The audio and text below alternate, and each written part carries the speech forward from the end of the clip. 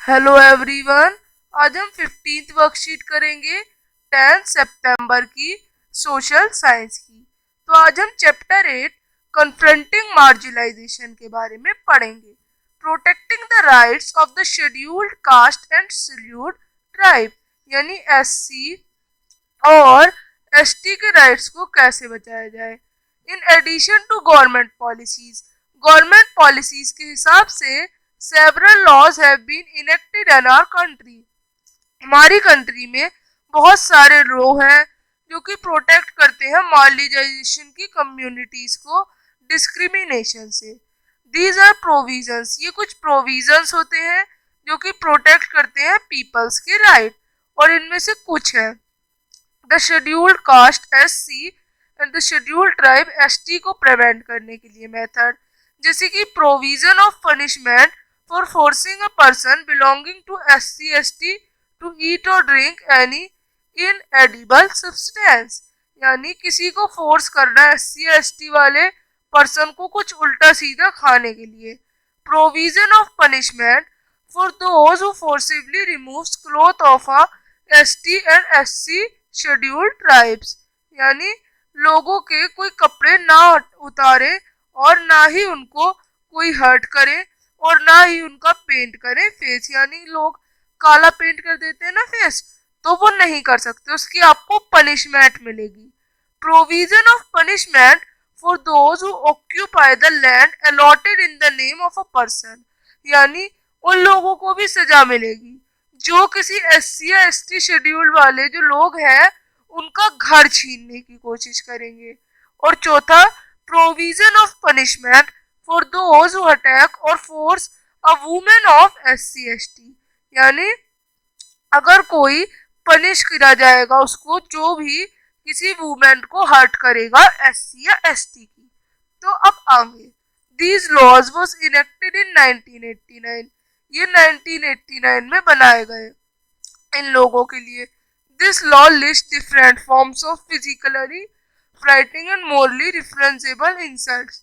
इनके अलावा भी कुछ रूल्स हैं जो कि गिल्टी करते हैं पीपल्स को जो ये करने से पहले सोचते हैं। डिमांड ऑफ आदिवासी, आदिवासी की क्या डिमांड है। The 1918 act is important for one person as Adivasi actives, यानी जो 1989 के एक्ट के तहत आदिवासी भी एक्टिव हो गए अपने आप को सेव करने के लिए। पहला पॉइंट उन्होंने क्या रखा, the land of the tribe can not be constitutionally sold to a non tribal person, उनका लैंड जो है वो नॉन ट्राइबल पर्सन को नहीं बेचा जा सकता।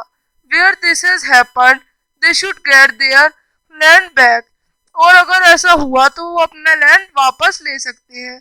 ट्राइबल एक्टिविस्ट, एक ट्राइबल के जाने माने इंसान थे सी के जानू, alleges that the government of various state, कि किसी भी स्टेट की गवर्नमेंट इनको हर्ट नहीं कर सकती। It is this government that allows non tribal intruders to exploit the tribal lands, और उनके लैंड को कोई उल्टे सीधे नाम या फिर कुछ उल्टी सीधी चीजें नहीं की जा सकती उनके लैंड के साथ, क्योंकि वो उनके ट्रेडिशनल फॉरेस्ट है।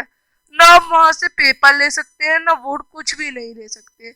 अपार्ट फ्रॉम दिस, इसके अलावा people are being evicted from the forest by declaring them as reserve और सेंचुरी, तो वो कह रहे हैं हमारे लैंड को रिजर्व कर दो, ये सेंचुरी बना दो एक, कि ये हमारी है। अब मिस्टर जानू जो है वो एक और बात कह रहे हैं गवर्नमेंट से, that they can also spend lot of money, उन्हें मनी स्पेंड करनी चाहिए कंस्ट्रक्ट करने के लिए इंडस्ट्रियल एरिया और फॉर अदर प्रोजेक्ट्स, जिससे कि जो ट्राइबल्स हैं वो भी सही से रह सके। अब आगे आगे है हमारा, क्या है आगे हमारा, कुछ questions. What was the need of enacting the scheduled caste SC and scheduled tribes SC prevention of atrocities acts, तो हमने 4 रूल्स पढ़े थे, हम वो ही यहाँ पे मेंशन करेंगे। और what are the main provisions of the scheduled caste and scheduled tribe prevention of autosis act, तो scheduled caste and scheduled tribes prevention of autosis act in 1989, the scheduled caste and tribes prevention of act is an Act of the Parliament of India enacted to prohibit discrimination, prevent atrocities and hate crimes. So इस तरह से आप ये answer लिखेंगे. अब third, describe the ways by which tribal habitats are shrinking. Reasons for declaring forest as reserve or sanctuary, exploitation of land by non-tribal infiltrations in the name of tribal land, timber trade, paper mill, etc. अब how the demand of tribes were met by the Act of 1989. Under this rule, Adivasi land cannot be sold to any non-tribal person, and by this they maintain their hold on their land. So आप इस तरह से worksheet करेंगे. अब हम मिलेंगे next worksheet के साथ. तब तक के लिए बाय.